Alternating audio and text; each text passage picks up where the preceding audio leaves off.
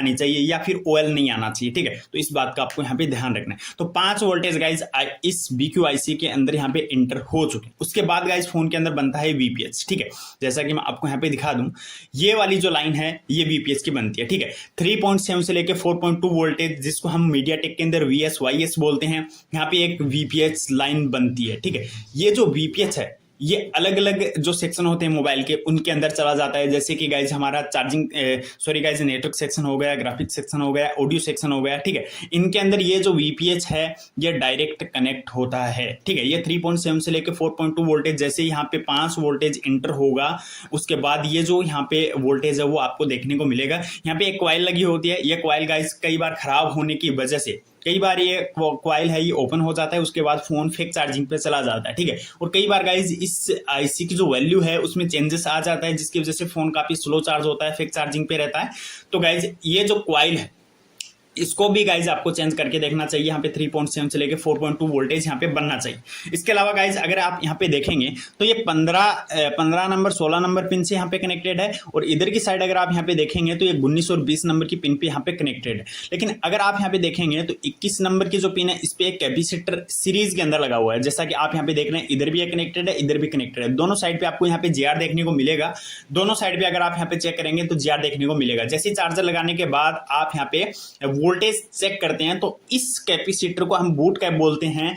ये जो कैपेसिटर ये खराब होने पे चार्जिंग के अंदर जो समस्या आती है वो आती है गाइज ऑटो चार्जिंग। अगर ये बूट खराब हुआ, ओपन हुआ, तो गाइज कई बार फोन है वो ऑटो चार्जिंग पे चला जाता है। तो इसको आपको चेक करना है। इस पे गाइज ये जो कॉइल की साइड है, यहाँ पे आपको 4 वोल्टेज यानी 3.7 से लेकर 4.2 वोल्टेज देखने को मिलेंगे। आईसी के साइड में आपको 8 वोल्टेज देखने को मिलेंगे। दोनों साइड पे, एक साइड पे आईसी के अंदर की साइड 8 वोल्टेज और यहाँ पे कॉइल की साइड में आपको 4 वोल्टेज मिलने चाहिए। अगर ये नहीं मिलते हैं तो गाइज प्रॉब्लम है। इस कैपेसिटर को आपको चेक करके देखना है। ऑटो चार्जिंग पे इसको आपको चेक करना ही करना है। इसके अलावा गाइज जैसे ही आप यहाँ पे VPH बनेगी फोन के अंदर, आप चार्जर जैसे ही कनेक्ट करेंगे, जैसे ही VPH यहाँ पे बनेगी तो यहाँ पे ये जो 23 नंबर की जो पिन आपको यहाँ पे दिखाई दे रही है इसको बोलते हैं MID, ठीक है। इसके ऊपर आपको 5 वोल्टेज इस कैपेसिटर पे देखने को मिलेंगे। ये कैपेसिटर आपका निकलना नहीं चाहिए, इस पे आपको 5 वोल्टेज यहाँ पे मिलने चाहिए। ये कैपेसिटर शॉर्ट नहीं होना चाहिए।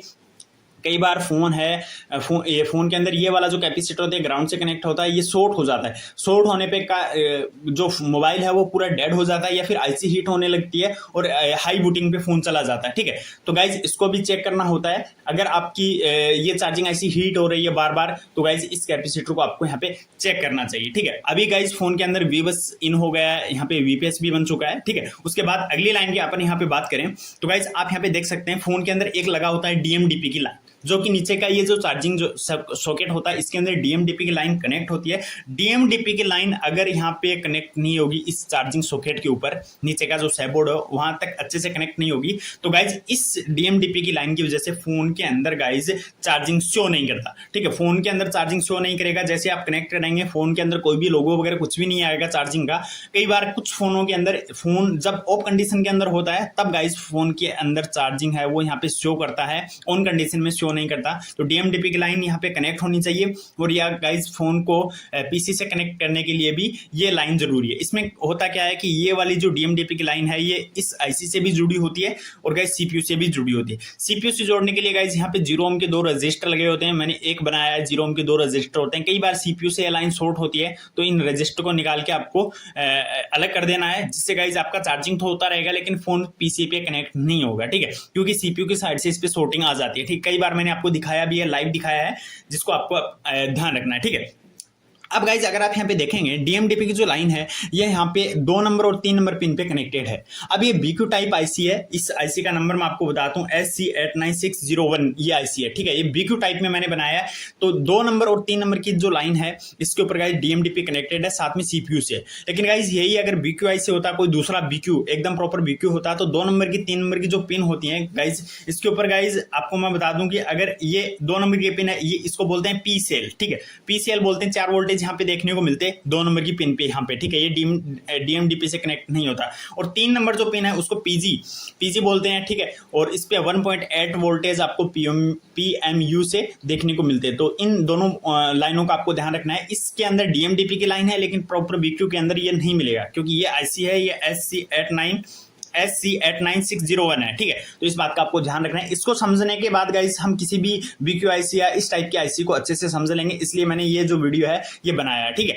तो यहाँ पे गाइस 2 नंबर 3 नंबर को हमने समझ लिया है। ये CPU से कनेक्ट होता है, DMDP की लाइन होती है। अगर CPU से इस लाइन पे शॉर्टिंग आता है या फिर ये लाइन ओपन होती है तो गाइस फोन के अंदर चार्जिंग शो नहीं करेगा या फिर फोन के अंदर चार्जिंग स्टोर नहीं होगा। तो इस बात का आपको यहाँ पे ध्यान रखना है। यहाँ पे CPU की साइड से है तो दोनों रजिस्टर निकालने के बाद इसको आप डायरेक्ट कर सकते हैं। अगर BQIC की तरफ से अगर यहाँ पे शॉर्टिंग आ रही है तो इस IC को आपको यहाँ पे चेंज करना है, ठीक है।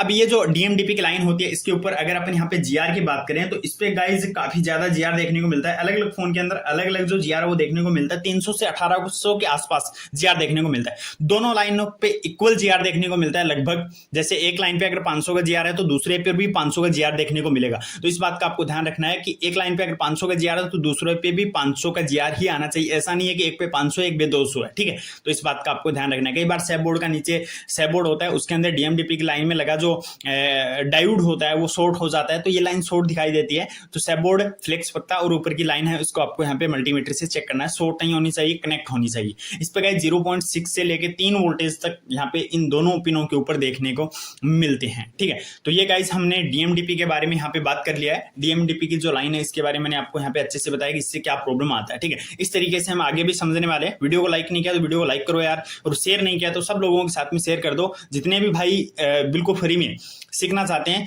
उन लोगों के लिए ये वीडियो काफी फायदेमंद होने वाला है, ठीक है। तो गाइस DMDP की लाइन को हमने समझ लिया है।